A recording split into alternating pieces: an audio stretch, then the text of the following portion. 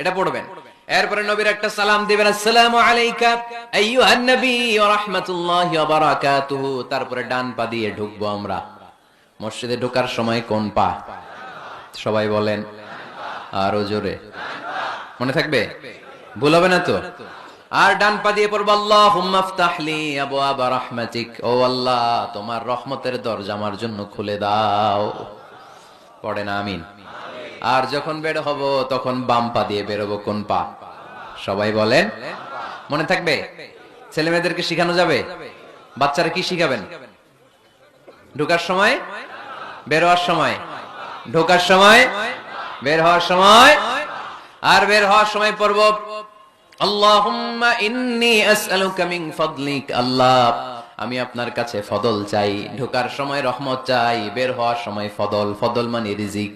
রিজিক কি মসজিদে থাকে না মসজিদের বাইরে?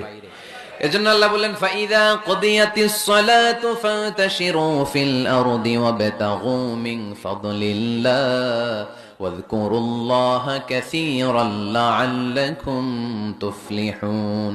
যখন সালাত শেষ হয়ে যায় জমিনের মধ্যে ছড়িয়ে পড়ো, জমিনে কাজ কর্ম শুরু করে দাও, কর্মচাঞ্চল্যতা দিয়ে জমিনটাকে ভরে তোলো।